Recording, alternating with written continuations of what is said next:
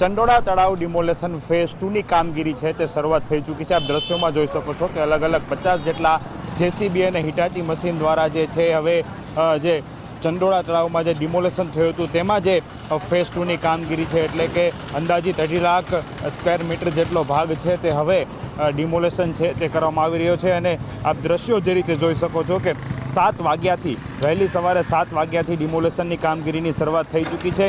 3000 જેટલા પોલીસ કર્મીઓ અને 25 એસઆરપીની ટીમ છે તે બંદોબસ્તમાં જોડાઈ છે। કોઈ પણ અનિચ્છનીય બનાવ ન બને તેને લઈને પોલીસના ઉચ્ચ અધિકારીઓ પણ છે આ બંદોબસ્તમાં જોડાયા છે। જેસીપી, ડીસીપી, એસીપી અને પીઆઈ કક્ષાના અધિકારીઓ તેમજ એસઆરપીની તમામ ટુકડીઓ છે જે ચંડોળા તળાવ ફરતે જે ડિમોલેશન થઈ રહ્યું છે ત્યારે આ ડિમોલેશન એટલે કે ચંડોળા તળાવ ફરતે છે બંદોબસ્ત ગોઠવવામાં આવશે।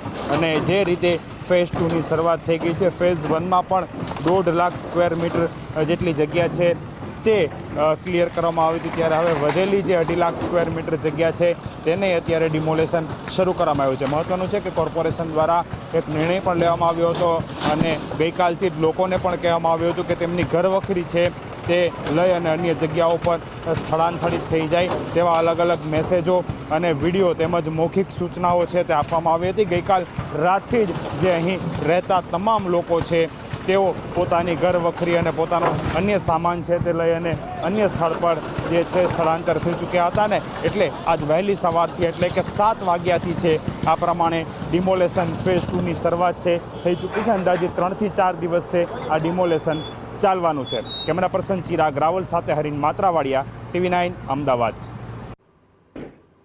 ફરી એકવાર પોલીસ કાફલા સાથે મળી બાંગ્લાદેશની કાયાપલટનું અભિયાન શરૂ થયું છે। અત્યાર સુધી અહીં અસામાજિક તત્વો ઘૂસણખોરોએ ગુનાખોરીનો વ્યાપ વધાર્યો હતો। દેહ વેપાર, દારૂના વેપાર જેવા ધંધા અહીં ધમધમતા હતા। જો કે હવે હાથ ધરાયેલા ચંડોળાની સફાઈના અભિયાન બાદ શહેરના કલંક તરીકે ઓળખાતો વિસ્તાર હવે કલગી બનીને ઉભરી આવશે તેમાં કોઈ નવાઈ નથી। ચંડોળા તળાવમાં 16,000થી વધુ ગેરકાયદેસર બાંધકામો વસી ગયા હતા, જેના કારણે આ બાંધકામોને દૂર કરવાની પ્રક્રિયા પ્રથમ તબક્કામાં શરૂઆત કરવામાં આવી હતી। બીજા તબક્કામાં આ કામગીરીની શરૂઆત થઈ ચૂકી છે। વહેલી સવારે 7 વાગ્યાથી અનેક જે ગેરકાયદેસર વસાહતો હતી તે તોડી પાડવામાં આવી રહી છે।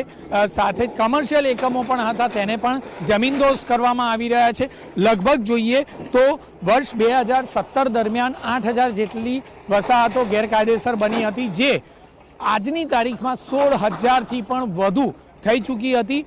કોર્પોરેશન અને પોલીસ દ્વારા સાથે રહી અને આ તમામ ગેરકાયદેસર મિલકતો પર બુલડોઝર ફેરવવામાં આવી રહ્યું છે। એક ઝોનમાંથી 5 હિટાચી, 2 જેસીબી સહિતની 7 ટીમ માત્ર એક ઝોનમાંથી તૈયાર કરાઈ છે। આ રીતે જોઈએ તો અમદાવાદના તમામ વિસ્તારના તમામ ઝોનના કર્મચારીઓ અને અધિકારીઓને સૂચના આપવામાં આવી છે અને 7 ઝોનમાંથી 50 કુલ ટીમ બનાવવામાં આવી છે કે જે ટીમ અલગ અલગ જગ્યાઓ પર કોર્પોરેશનમાં કામગીરી કરી રહી છે। નોંધપાત્ર રીતે જોઈએ તો માત્ર આ જ જગ્યા પર જે સૂર્યનગરી વિસ્તાર તરીકે ઓળખાય છે તે જગ્યા પર એક સાથે 4થી વધુ હિટાચી મશીન કામગીરી કરી રહ્યા છે અને સતત વહેલી સવારથી જે ગેરકાયદેસર મિલકતો હતી તે તોડવાની કામગીરી કરી રહ્યા છે। મહત્વની બાબત છે કે આખરે કોઈ પણ પ્રકારની તકરાર ન થાય તે માટે પોલીસ બંદોબસ્ત પણ ગોઠવવામાં આવ્યો છે। 2 ફાયર વિભાગની તેમજ 4 જેટલી મેડિકલ વાનની ટીમ પણ ગોઠવવામાં આવી છે, જેથી કરીને કોઈ પણ વ્યક્તિને કોઈ પણ પ્રકારની મુશ્કેલી થાય, કોઈ પણ પ્રકારે આગની ઘટના થાય તો ત્વરિત સેવાનો લાભ આપી શકાય અને સ્થિતિને કાબૂમાં મેળવી શકાય તે પ્રકારની તૈયારીઓ તંત્ર દ્વારા કરાઈ છે। કેમેરામેન ઇમરાન શેખ સાથે જિગ્નેશ પટેલ, TV9 અમદાવાદ।